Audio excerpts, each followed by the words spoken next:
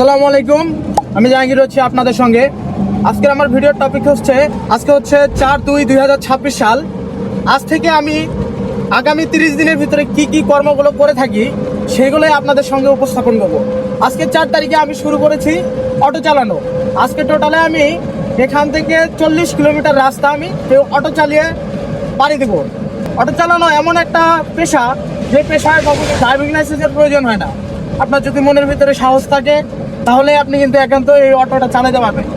বিশেষ করে যারা কর্মতে ভুগতেছেন, যে চাকরি পাচ্ছেন না, কোনো জায়গায় কর্ম করতে পারতেছেন না, আমি তাদের বলি যে আপনারা একটা অটো ভাড়া নেন অথবা অটো কিনে নেন, যদি সামর্থ্য থাকে তাহলে এই অটো চালাতে পারেন। কেননা এই অটো চালাতে গেলে আপনার কোনো জায়গায় প্রশিক্ষণ দিতে হবে না, কম খরচের ভিতরে আপনি অটো চালানোটা শিখতে পারবেন। এতে করে আপনার অনেক টাকা সাশ্রয় হবে। তবে একটা সমস্যা আছে, যদি অটোটা আপনার ব্যক্তিগত হয় তাহলে নির্দিষ্ট সময় পর পর আপনার এই ব্যাটারি পরিবর্তন করতে হয়। তখন কিন্তু আপনার দেখা যাবে যে এককালীন বেশ কিছু টাকার প্রয়োজন হবে। এই জন্যই অটোওয়ালাদের মনে করেন টাকার সঞ্চয়ের পরিমাণটা খুবই কম হয়। যদি এই ব্যাটারি পরিবর্তন না করা হতো তাহলে দেখতেন যে আমার মনে হয় একজন চাকরিজীবীর থেকে তাদের টাকাটা সঞ্চয় বেশি হতো এবং তারা বেশি কিছু করতে পারত। আর শহরের কথা যদি কল্পনা করি, শহরে কিন্তু দেখতেন যে আমি যে নর্মালি এই গাড়িটা চালাচ্ছি, এই চালানোর পিছনে কিন্তু অনেক ধরনের ত্রুটি হইতো। দেখা যেত যে আমাদের এটা এক লাইনের রাস্তা, এখানে কিন্তু ওই পাশে থেকে গাড়ি আসতেছে, এ পাশে থেকে আমি গাড়ি নিয়ে যাওয়া হচ্ছে। সেক্ষেত্রে কিন্তু আপনার শহরে হইতো না। শহরে প্রচুর পরিমাণে জ্যাম থাকতো আর গাড়ির কোলাহল বেশি। অনেক সতর্কতার সাথে কিন্তু এই গাড়িগুলো চালাতে হইতো, কারণ আল্লাহ তাআলা ভাগ্যে কার কি অবস্থা রাখছে সেটা তো বলা যায় না। তবে সবসময় সতর্কতার সাথে গাড়ি চালানোটাই উত্তম। আমি যাওয়ার পথেই দেখাবো যে আমাদের এখান থেকে সোনারহাট যে স্থলবন্দর, যেটা কুড়িগ্রাম জেলার ভিতরে অন্তর্ভুক্ত, এই স্থলবন্দরটা কিন্তু উত্তর অঞ্চলের একটি খুবই গুরুত্বপূর্ণ অংশ। এখান থেকে ভারত থেকে, ভুটান থেকে পাথর আসে, বিভিন্ন দেশের বিভিন্ন প্রান্তে কিন্তু এই পাথরগুলো পাঠানো হয়। আর অল্প কিছুক্ষণের ভিতরে আমরা সেই পোর্টে ঢুকে যাব। আমি হয়তো পোর্টে নামতে পারবো না, এদিক দিয়ে ঢুকে দেন। হ্যাঁ, এদিক দিয়ে ঢুকে দেন, তাহলে পুরো স্থলবন্দরটা দেখতে পাবেন। যাই হোক, এই যে আমার সঙ্গে ভাই আছে, ভাইরা আমি একটু পরে দেখাবো, সমস্যা নাই। তো উনি আমার একটা ভালো ইনফরমেশন দিল যে আমি যদি এদিক দিয়ে অটোটা ঢুকাই দেই তাহলে সৌন্দর্যটা ভালোভাবে দেখতে পারবো। যে আসলে এই পোর্টের ভিতরে পাথর দেখেন, এই পাশে সব পাথর। আস্তে আস্তে সুন্দর ভিডিও। হ্যাঁ, দেখেন এই যে বড় বড় যে পাথরগুলো আছে, এগুলো কিন্তু ডাইরেক্ট ভারত থেকে, ভুটান থেকে আনানোর পর এখানে মেশিনের দ্বারা এই পাথরগুলোকে ছোট ছোট অংশে বিভক্ত করা হয়। যার যেরকম প্রয়োজন পড়ে, যেমন 1/2 ইঞ্চি বলেন, 3/4 বলেন, 3/4 ডাউন বলেন, এখানে কিন্তু সব ধরনের পাথর পাওয়া যায়।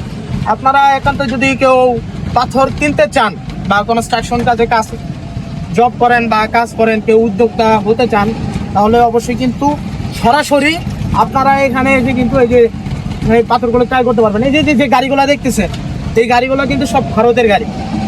যদিও আমি নামার মতো কোনো সময় এলো না, আমি আপনাদের নামায় দেখাইতে পারলাম না। তবে ইনশাল্লাহ পরবর্তীতে একটা সময় চেষ্টা করব আমি আপনাদের এই পোর্টে আইসা বিস্তারিত কিছু দেখানোর জন্য, মানে প্রত্যেকটা পাথরের কোন কোন অংশে দেখানো যায়। দেখেন এই যে এইখানে যে প্রত্যেকটা যে অংশ দেখতে পারেন, এগুলো একটা করে আপনার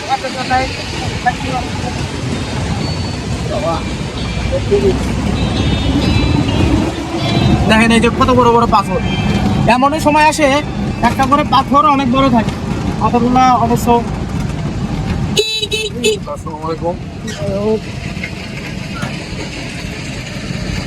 হ্যালো,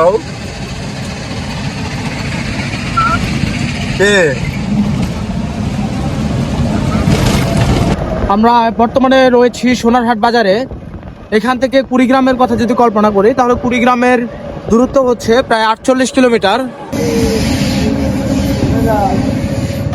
এটা হচ্ছে সোনারহাট মহাবিদ্যালয়, যার প্রাকৃতিক সৌন্দর্য মনোমুগ্ধকর। যদিও সামনে থেকে গাছপালা তো এই জন্য দেখানো যাচ্ছে না। মানে এর আগে আমি যখন আসছিলাম তখন গাছগুলো অনেক ছোট ছিল, গাছের পাতাগুলো অনেক ছোট ছিল। এটা এই পাশে থেকে শুরু করে ওই পাশের প্রত্যেকটা দৃশ্য অনেক সুন্দরভাবে দেখা গেছে।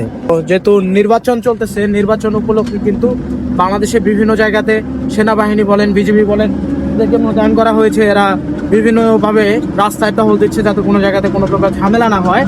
তো অপেক্ষা করতে থাকেন। এ পাশে আরও একটা দৃশ্য আছে, সেটা হচ্ছে আপনার পাটেশ্বরী ব্রিজ। এই ব্রিজটা প্রত্যেকটা কিন্তু বেলি ব্রিজ, মানে পূর্বে যেটা ছিল এটা হচ্ছে বেলি ব্রিজ। তার পাশেই বর্তমানে আবার একটা পিসি কাটার ব্রিজ তৈরি করা হচ্ছে। এই ব্রিজটা অনেক বড় একটা ব্রিজ। এই ব্রিজের মাধ্যমেই কিন্তু আপনার সোনারহাট এবং রুঙ্গামারি বলেন, তারপর নাগেশ্বরী, কুড়িগ্রাম, রংপুর, মানে ঢাকার দিকে যে একটা সংযোগ, এই সোনারহাট থেকে যে আপনার মনে করেন পাটেশ্বরী ব্রিজটার সাথে কিন্তু সংযোগের ফলে মানুষের এই যোগাযোগ ব্যবস্থাটা এতটা উন্নতি হয়েছে। তো রাস্তার পাশে যাদের বাড়ি আছে তারা খুবই সতর্কতার সঙ্গে থাকতে হয়। দেখেন এই যে পাশে যে বাড়িটা দেখতে পাচ্ছেন, এই বাড়িটা কিন্তু আমি যতটুকু শুনলাম এই ভাইয়ের কাছে দেখে আমি তখন বললাম যে ভাইয়ের অটো চালাইলাম আমি, সে ভাই উনি আমাকে বললো যে এখানে এক যে ট্রাক চলে, ট্রাক নাকি এই বাড়ির ভিতরে ঢুকাই দিছিল। আর এই বাড়ির ভিতরে এক ছোট বাচ্চা বিছানায় শোয়া অবস্থায় ছিল। আল্লাহ তাআলার অশেষ রহমতে তার কোনো ক্ষয়ক্ষতি হয় নাই। যেমন আমি বলি যে রাস্তার পাশে বাড়িটা একটু নির্দিষ্ট দূরত্বে রাখাটা সব থেকে উত্তম, কারণ গাড়ি যাতায়াত করে কখন কোন গাড়ি কোন নিয়ন্ত্রণে যায় সেটা কিন্তু বলা খুবই মুশকিল। তো বর্তমানে আমরা অবস্থান করতেছি যে পাটেশ্বরী ব্রিজটা। এই ব্রিজটা পুরোটাই কিন্তু বেলি দিয়ে তৈরি, এই স্টিলের ব্রিজ বলা হয়, এই স্টিলের ব্রিজ। আর এই ব্রিজটার কিন্তু তৈরি করেছিল ব্রিটিশরা, সেটা ছিল 1887 সালে। এই ব্রিজের ভিতরে যে আমরা নদীতে অবস্থান করতেছি, এই নদীটার নাম হচ্ছে কিন্তু দুধকুমার নদী, যার উৎপত্তি স্থল ছিল কিন্তু ভারতের সিকিমে। আর এটা বাংলাদেশে অবস্থান করার পর কুড়িগ্রাম এবং কুড়িগ্রামের বিভিন্ন যে উপজেলাগুলো রয়েছে এর ভিতর দিক দিয়ে প্রায় 36 কিলোমিটার পথ অতিক্রম করে কিন্তু এই নদীটি তার যে স্রোতধারা সেটা অতিবাহিত হয়েছে। তো দেখতে পাচ্ছেন যে বেলি ব্রিজের খুবই মারাত্মক একটা বর্তমানে অবস্থা, ভেঙে গেছে, কারণ এই জায়গাগুলোতে কিন্তু খুবই ভারী যানবাহন যাতায়াত করে। বিশেষ করে যে সোনারহাটের যে পাথরের গাড়িগুলা, পাথরের গাড়ি তো এমনিতে নর্মালি অনেক লোড থাকে, এই লোড গাড়িগুলো যাওয়ার ফলে কিন্তু ব্রিজটা অতি দ্রুত নষ্ট হয়ে গেছে। তারপরেও এই পাশে কিন্তু একটা ব্রিজ তৈরি করা হচ্ছে ভারী যানবাহন চলাচলের জন্য। এই ব্রিজ তখন এটা যদি পরিপূর্ণভাবে সম্পূর্ণ হয়ে যায়, দেখা যায় যে এখানে সবগুলো বাকি আছে, এখানে খালি 2টা স্প্যানের কাজ বাকি আছে। এই 2টা স্প্যানের কাজ সমাপ্ত হওয়ার পরে কিন্তু ওরা ডেস্ক স্ল্যাবের কাজ করে দেবে। ডেস্ক স্ল্যাবের কাজ কমপ্লিট হলে ইনশাল্লাহ, যদি ওই পাশে স্ল্যাব প্রোটেকশনের কাজ অলরেডি কমপ্লিট যদি থাকে ওদের, তাহলে কিন্তু এর ভিতরে অনায়াসে গাড়ি যাতায়াত করতে পারবে। এতে করে কিন্তু এই অঞ্চলে মানুষের ভোগান্তির পরিমাণটা খুবই কমে যাবে।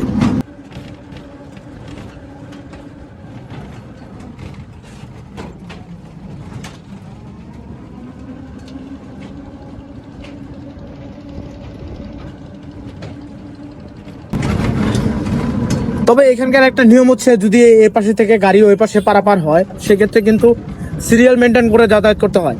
যেমন এর পাশে নির্দিষ্ট কিছু সংখ্যক গাড়ি আটকায় রাখানোর পরে যে আমরা যে পাশে দিয়ে আসলাম ওই পাশে দিয়ে গাড়িটা ছেড়ে দেয়, পরে এক লেন করে গাড়ি যাতায়াত করে। এতে করে কিন্তু যানজটের পরিমাণটা খুবই কমে যায়।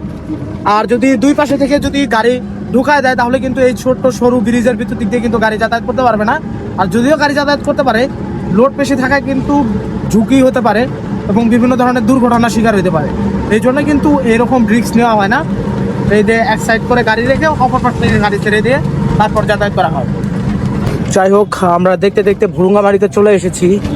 ভুরুঙ্গামারির ইতিহাস সম্পর্কে যদি আমরা বিবেচনা করতে যাই, তাহলে কিন্তু ভুরুঙ্গামারি এই জায়গাটা, যেটা মেন চত্বরটা দেখা যাচ্ছে, আমরা যদি কল্পনা করি যে ভুরুঙ্গামারি, এটা কিন্তু 1971 সালে যুদ্ধের সময় কিন্তু 6 নম্বর সেক্টরে এই ভুরুঙ্গামারি জেলার মানুষ যুদ্ধ করেছিল।